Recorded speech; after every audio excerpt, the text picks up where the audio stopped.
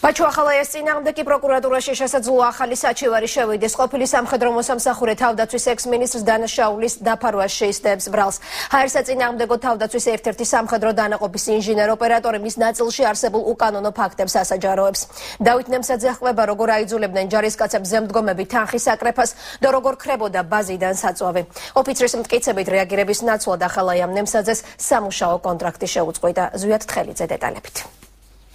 კაპიტანი 10 ლარი, ბეროზაშვილი 10 ლარი, რომანოვი 10 ლარი, გელაძე 5 ლარი, ბასილაძე 5 ლარი, დონაძე 10 ლარი. ამ ბლოკნოტში იმ ჯარისკაცების სახელები და გვარები აღნიშნული, რომლებიც ქუთაისში განლაგებული ერთ-ერთი სამხედრო დანაყოფის მეთაურის, მაიორ ზალ მაჩიტიძის დავალებით ფულს გაურკვეველი დანიშნულებისთვის აგროვებდნენ. ლეიტენანტ დავით ნემსაძის განცხადებით ფულს უფროსი ოფიცრები საკუთარი მიზნებისთვის გამოიყენებდნენ. ის აგრეთვე აცხადებს, რომ დანაყოფში ტრადიციად იყო ქცეული დანაყოფის კუთვნილი საწვავის გაყიდვა. ხდებოდა საწვავის საშუალებების პერმანენტული დატაცება, მიტაცება, რომელსაც მშვენივრად თავს ართმევდა ამ ქვედანაყოფში დანერგილი მისი თანამშრომელი, უკაცრავად ამ სიტყვაზე გადაბირებული.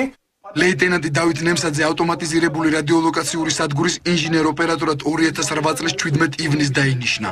ხელმძღვანელობასთან კონფლიქტი იმდენად გამწვავდა, რომ დანაყოფის მეთაურმა კაპრალ რუბენ ონიას მის წინააღმდეგ ჩვენების მიცემა აიძულა. საბაბად კი ამ ჯარისკაცის ზურგჩანთაში მალულად ჩადებული ტყვია-წამალი გამოიყენა. კაპრალი ზურგჩანთაში მის დაუკითხავად ტყვია-წამლის ჩადებას ფარულ ჩანაწერში ადასტურებს.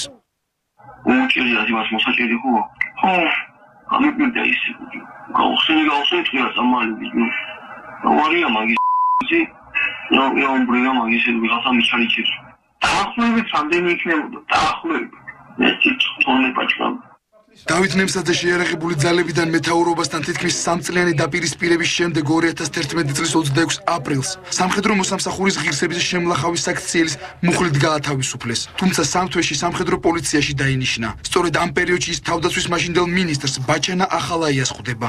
მინისტრთან საუბრიდან 3 დღეში დავით ნემსაძე სამხედრო პოლიციიდანაც გაათავისუფლეს. რა თქმა უნდა, ის იყო აწუკვე ტუსაღი ბაჩანა ახალაიას ინიცირებული სავალდებულო გასაუბრება. როდესაც შევედი ამ გასაუბრებაზე, მე მინდა აღვნიშნო, რომ იქ იჯდა გენერალური ინსპექციის უფროსი ბუსხრიკიძე.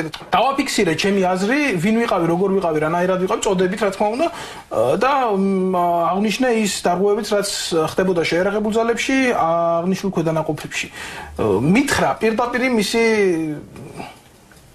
თქმა იყო ესეთი, რომ დაწერე განცხადება და წადი სახლში. აღნიშნულ საქმეზე მოკვლევას ამჟამად საქართველოს თავდაცვის სამინისტროს პოლიციის დეპარტამენტი აწარმოებს. თავდაცვის მინისტრი ირაკლი ალასანია აცხადებს, რომ ყველა საქმე, რომელიც სამხედრო პოლიციას დაწყებული აქვს, დასრულებული იქნება და შესაბამისი დასკვნებიც დაიდება.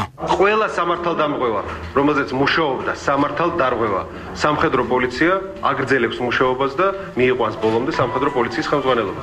სამხედრო პოლიციამ დავით ნემსაძეს ახსნა განმარტება უკვე ჩამოართვა. სავარაუდოდ უმოკლეს ხანში დაიკითხებიან მაღალი რანგის ის სამხედრო ოფიცრებიც, რომლებზეც 29 წლის ლეიტენანტი საუბრობს.